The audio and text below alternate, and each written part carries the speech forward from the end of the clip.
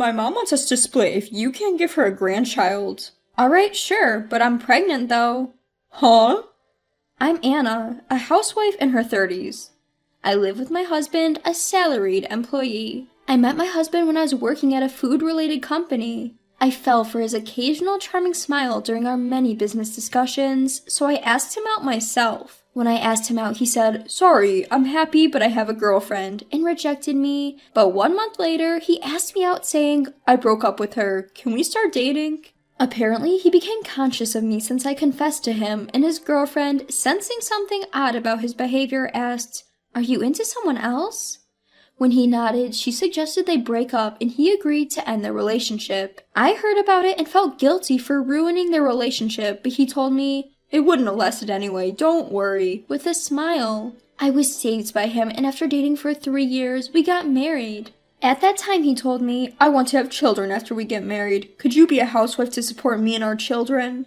At that time, I was working at an exploitative company and didn't want to continue working there. So, as my husband suggested, I quit my job and chose to become a stay-at-home wife. I decided to support my husband. The transition from working as an employee to becoming a full-time housewife was surprisingly difficult and a continuous series of confusion, but that I didn't let bother me. Because our newlywed life was smooth sailing and I was always at the peak of happiness. Every day was fun and filled with joy. And not having any in-law issues was a big deal for me. My husband's parents' home is a 10-minute walk from our apartment. When I found out, I thought they might frequently visit and give me a hard time, but that fear was unfounded. My in-laws were very kind people, and they would come all the way to our house to teach me patiently and kindly even when I just had a little question. They never complained to me for not being able to conceive a child soon, and even said, "I love you more than any grandchild. I've always wanted a daughter because there are only men in our house except for me. Please let me love you like a real daughter from now on." I loved my mother-in-law for that, and I trusted my father-in-law, who was a man of few words but very reliable. But such warm treatment only lasted for the first few years. As years passed, the attitude of my in-laws changed little by little. My father-in-law became even quieter, and my mother-in-law had changed so much that I doubted if she had a double personality. No, this might be the real mother-in-law. To give you an idea of how much she changed, would it be easy to understand if I said she went from plus 100 to minus 100? At this point, my mother-in-law had become rather tough on me. Because we live nearby, she frequently pops by our house, and when my husband isn't around, she nags at me. Over and over, she pressures me to have a child soon, saying, "I want to see my grandchild already, and that's your duty as a wife." Not too long ago, she was telling me that children are gifts from heaven, and that they come naturally when the time is right, so there's no need to rush. Moreover, my mother-in-law compares us to other families, saying, "I heard the family next door just had a baby, and the lady next door is pregnant too." This has added even more pressure on me. However, no matter how much my mother-in-law pushes me to have a child, it doesn't matter if my husband isn't on board. At the beginning of our marriage, my husband did say he wanted kids, but about a year after we got married, he seemed to lose interest altogether. Even when I tried to initiate, he would turn me away, saying, "I'm tired, let's do it some other day," or, "You're bothering me, I'm trying to play my game." Even when I explain this to my mother-in-law, she doesn't seem to understand or empathize, and she continues to pressure me about having a child, causing my stress level to build up day by day. Feeling overwhelmed by my mother-in-law's constant nagging, I confided in my husband about how hard it's been getting pressured to have kids. Then, my husband, although a bit begrudgingly, said, "I don't see the need to rush, but I agreed to make more effort to have a child together." So we both put in the effort, but no matter how long we waited, I never became pregnant. Even throughout this time, my mother-in-law kept accusing me of not putting in enough effort, and even went as far as to spare my husband from any blame. I even started to suspect that the stress from my mother-in-law was affecting my ability to conceive. Unable to withstand the pressure from my mother-in-law anymore, my husband and I finally decided to seek fertility treatments. Just when I thought I could finally breathe a sigh of relief, a new problem arose concerning my husband. Ever since we started fertility treatments, he's been acting cold towards me. He'd come home from work and immediately go into his room to play video games, often ignoring me when I try to talk to him. That alone would have been bearable, but things took a turn for the worse when he started getting angry about me for spending a little money on sewing materials, my hobby. On stressful days from work, he'd take out his frustration out on me. Whenever I tried to argue back, he'd quickly lose his temper and lash out at me, repeating over and over again, Who do you think is providing for you? You're just a freeloader," and continued to behave selfishly. Even when I remind him that I only quit my job because you wanted me to, he doesn't seem to listen. One day, amidst all the ongoing chaos, my husband, who should have been off to work, was at home playing video games. When I asked, "Aren't you going to work?" he responded, "I quit." Apparently, my husband quit his job without even discussing it with me. Shocked, I asked him why he quit, then he snapped, saying, "Get out of my business," and got angry. Frustrated by his uncooperative attitude, I couldn't help but accept the fact that what's done was done. I wasn't panicking about our finances, as I thought we could live off of unemployment benefits and our savings. However, it became stressful when I noticed that my husband wasn't interested in finding another job. With his job gone, my husband started staying home all day. I wished he would go out more, but his hobby was gaming. Aside from the occasional trip to the nearby convenience store for cigarettes, he was all day at home playing his video games. Compared to when he was employed, the time we spent together dramatically increased.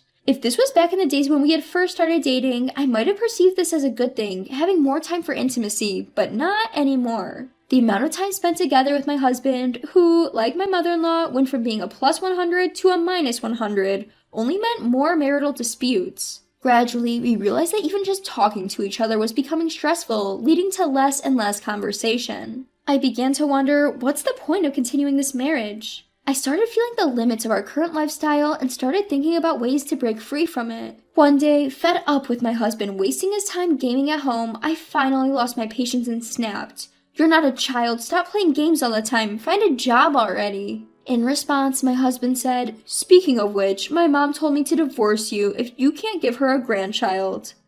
At that moment, I felt grateful to my mother-in-law. Who would have thought she'd assist me in this way? Ironically, I was pregnant at that time. I had confirmed it with a test earlier that day and was planning to break the news that night. But I guess it was right not to do so. This way, I could distance myself from both my mother-in-law and husband. I responded, "All right, got it. Here's the divorce papers," and I pulled out the already filled divorce papers from my drawer and handed them to him. My husband, who was not expecting me to agree to a divorce, let alone pull out filled divorce papers, froze in surprise when he saw them and blurted, "What?" His usual condescending attitude was nowhere to be found. He was completely dumbfounded. While he seemed to want to say something, he was so convinced that he must follow his mom's advice that he signed the divorce papers without much hesitation. During all this, he kept glancing at me to gauge my reaction. After filling out the divorce papers, we agreed to meet later to discuss matters like asset division. However, we had barely any assets to worry about. My husband, in fact, was known for spending a lot on his hobbies. Apart from gaming at home, he seemed to have poured quite a bit of money into gaming arcades. He used to complain about my spending habits, but in reality, he was the one who was reckless with money. The concept of saving was alien to him. My husband, who hadn't saved a penny since his bachelor days, continued this habit after marriage. Consequently, we had accumulated no savings or assets during our marriage. Realizing that we had no property to divide, I thought that our discussions were over. However, my husband insisted that we weren't done yet and pointed out a certain bank book saying, "We still have our savings, right?" Indeed, that account had a substantial amount of savings, and my husband suggested that we divide it. But that savings account was not subject to property division. "This is the money I saved before we got married, so it doesn't count in the property division," I explained. My husband's face grew rapidly pale upon hearing this. Even so, he blurted out, "Oh right, this condo should be subject to property division, right? After all, I lived here too." With a cruel smile, I laid out the harsh truth. "Unfortunately, the condo is under my name, so you have no right to it. Besides, I've already put it up for sale, so you can't live here anymore.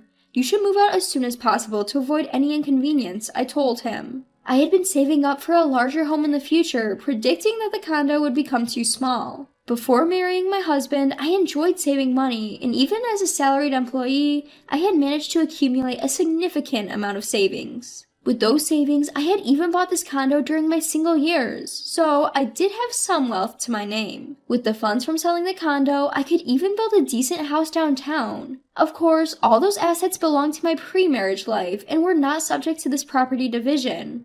My husband seems unaware of this, though. He must have thought he would get half my assets, but how unfortunate for him. Upon learning that he wouldn't be part of the property division, my husband was in a state of shock.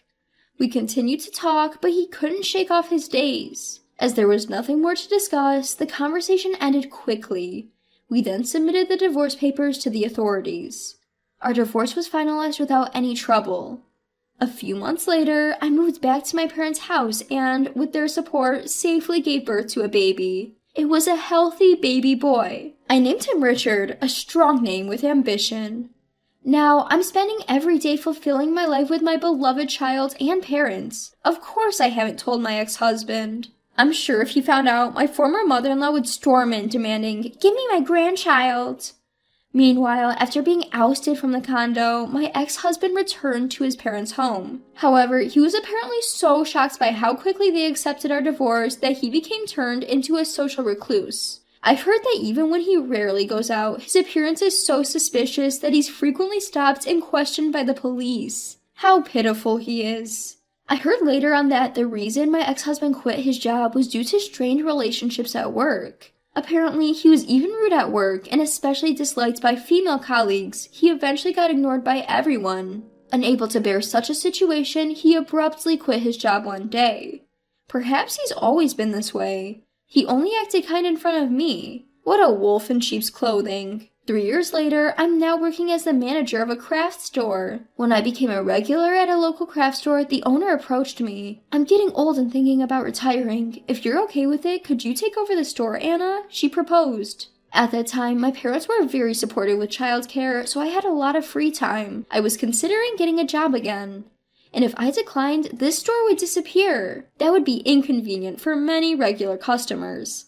So, with these thoughts, I decided to take over the store. Today, as I was serving occasional regular customers, a pair of unexpected guests paid me a visit. Yes, those unexpected guests were none other than my former mother-in-law and ex-husband. "Well, this is quite a nice shop for you, isn't it?" "Sure, Mom. Look, this fabric seems like it'd suit you." Fed up with their transparent flattery, I asked, "So, what brings you here?" Then my former mother-in-law comes out with something unintelligible. "Give me my grandchild back." Apparently, she had somehow learned that I had given birth and was intending to make my child the heir to their family home. "When I brought up divorce, you were already pregnant. Why did you keep quiet? If I'd known, I wouldn't have divorced you." My ex-husband started accusing me. Obviously, I wanted the divorce. If you knew I was pregnant, you would have done anything to prevent the divorce. I shot back at my ex-husband and former mother-in-law. Then, my former mother-in-law starts talking nonsense again.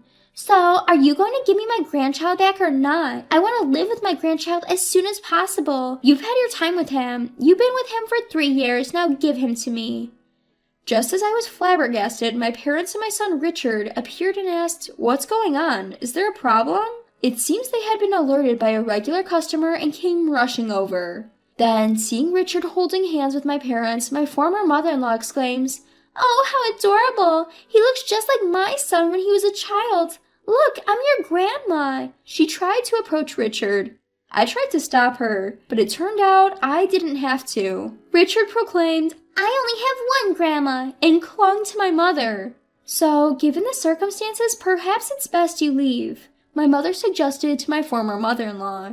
"Never mind that, just hand over the kid to my mom." My ex-husband tried to forcefully snatch Richard away from my parents. I stepped in front of my ex-husband to protect Richard, but being much less physically imposing, I was easily brushed aside.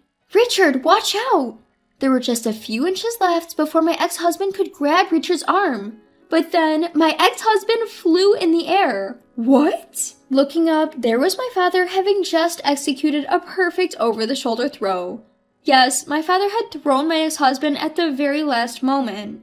Turns out my father was a police officer and his judo skills were so good that he had competed in national championships in his student days. My ex-husband, who knew nothing of this, was unable to utter a word from the pain and could only look at my father with a pitiful expression. "Well then, if you plan on causing any more trouble for my children or grandchild, we may have to involve the authorities. What will it be?"